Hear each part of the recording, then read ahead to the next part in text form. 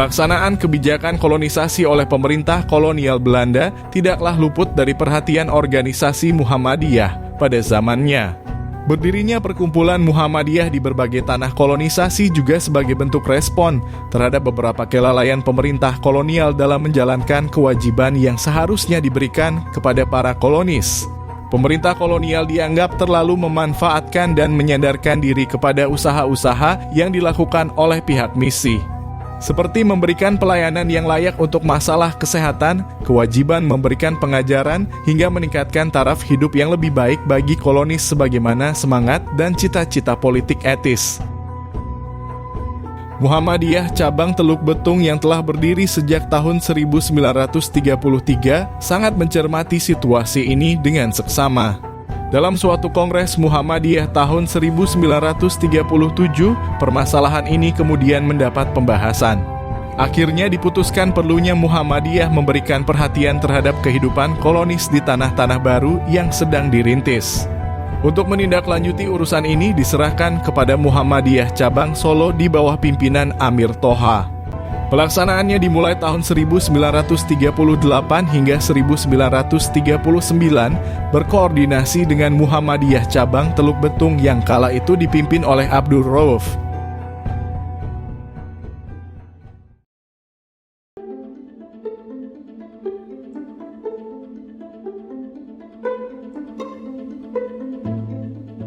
Utusan Muhammadiyah dari Solo yang pertama kali tiba di Metro tahun 1939 terdiri dari 4 orang, yaitu Amir Toha, Ali Syuhudi, Raden Joyo Teranggono, dan Den Pojo.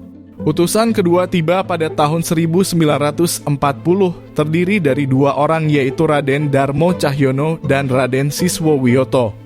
Direncanakan akan tiba juga utusan ketiga berjumlah 60 orang dari Solo pada tahun 1941.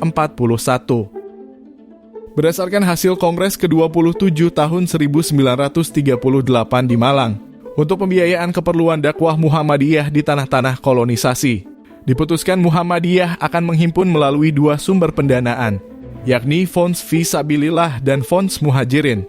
Pendanaan itu didapat melalui sokongan setiap warga Muhammadiyah sebesar 0,10 gulden atau 10 sen. Fons Fisabilillah adalah dikhususkan untuk membantu keperluan kolonis dan Fons Muhajirin yang dikhususkan untuk para utusan yang dikirim ke tanah kolonisasi. Saat itu di Metro, telah ada beberapa kolonis dan pegawai pemerintah yang cukup terpelajar baik dari lulusan pendidikan modern milik pemerintah kolonial maupun lulusan pondok-pondok pesantren, seperti Raden Kamijo Sosrosudarmo, Muhammad Ashraf, Muhammad Hajat, Mas Somarno Hadiwinoto, dan lain-lain.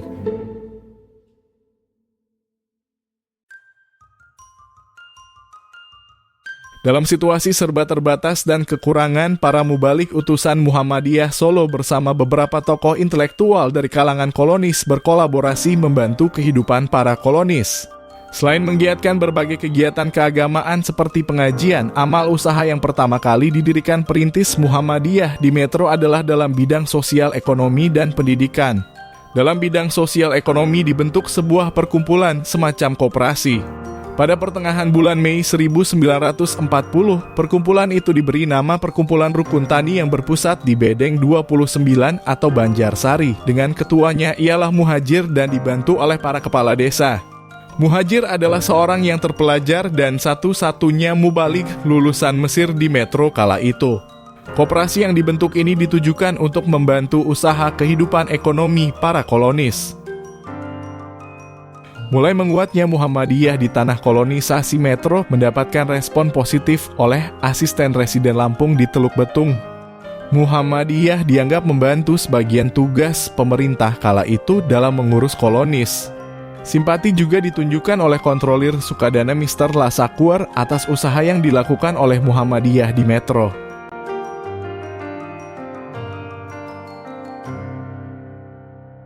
Selain berdirinya Perkumpulan Rukun Tani, telah dirintis juga upaya untuk mendirikan sebuah sekolah agar dapat memberikan pengajaran yang baik bagi anak-anak kolonis.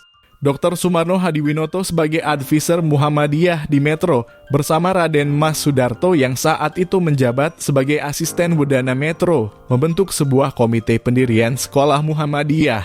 Dua tokoh penting ini menjadi pelopor didirikannya sekolah dengan standar terbaik di Metro saat itu. Dr. Sumarno adalah seorang dokter lulusan Netherlands Indische Arts School atau Sekolah Dokter Jawa di Surabaya. Setelah lulus, ia diberi tugas oleh pemerintah kolonial untuk memberikan pelayanan kesehatan bagi para kolonis di Metro. Penugasannya sebagai dokter diberikan oleh Hoofddienst Volksgezondheid atau Kepala Jawatan Layanan Kesehatan Masyarakat melalui Besluit nomor 7990/1 tanggal 13 Maret 1939.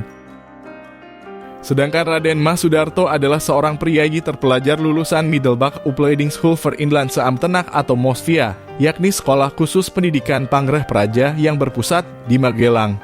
MOSVIA Magelang adalah tempat di mana sang pendiri Muhammadiyah, yakni Kiai Haji Ahmad Dahlan menjadi guru pada setiap hari Sabtu untuk mengajar pelajaran agama Islam bagi para siswa calon Pangreh Praja Hindia Belanda.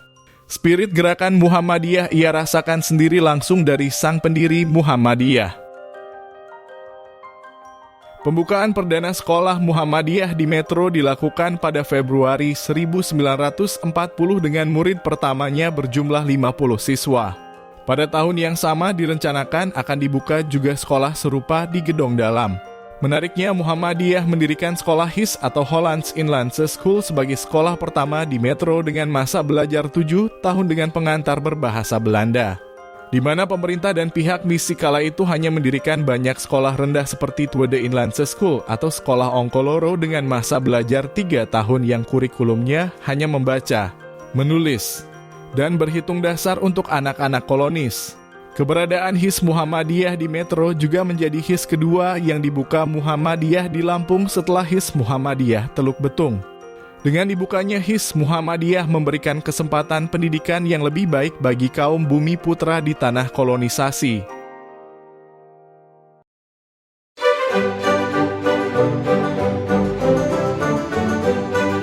Tak hanya itu saja, perkumpulan Muhammadiyah setingkat ranting di Metro berhasil didirikan atas prakarsa Ali Syuhudi.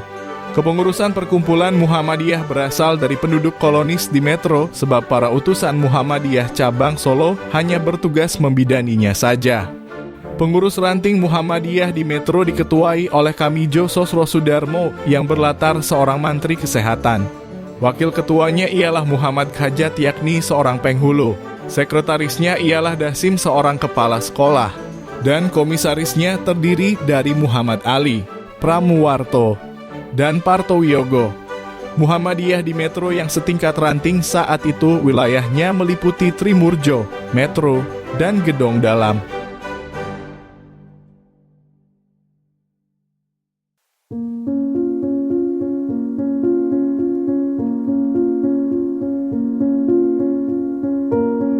Perkumpulan Muhammadiyah di Metro terus menunjukkan perkembangannya hingga tahun 1941.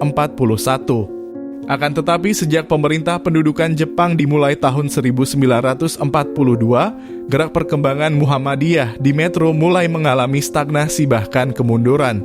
Koperasi rukun tani tak lagi berjalan dengan baik seiring kebijakan pemerintah pendudukan Jepang yang mengeksploitasi dan melumpuhkan sendi perekonomian masyarakat kolonis.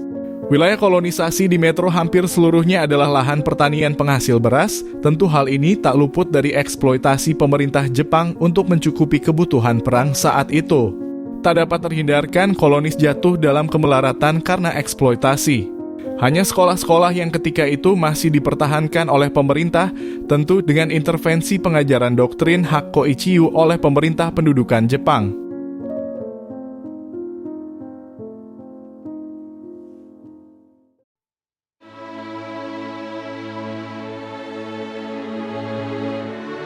Sampai dengan awal kemerdekaan, jejak HIS Muhammadiyah di Metro masih bertahan hingga kemudian beralih menjadi sekolah rakyat Islam.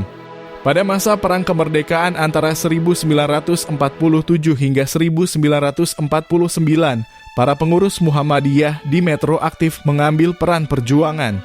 Tokoh perintis Muhammadiyah di Metro seperti Kamijo Sosrosudarmo, Muhammad Khajat, dan Muhammad Ali gugur ditembak Belanda antara Februari-Maret 1949. Dalam rangkaian agresi militer Belanda kedua di Metro saat itu, Dr. Sumarno Hadiwinoto bersama TNI juga ikut bergerilya dalam perang kemerdekaan yang tengah berlangsung. Muhammadiyah di Metro sebagai perkumpulan nyaris tak lagi menunjukkan aktivitasnya.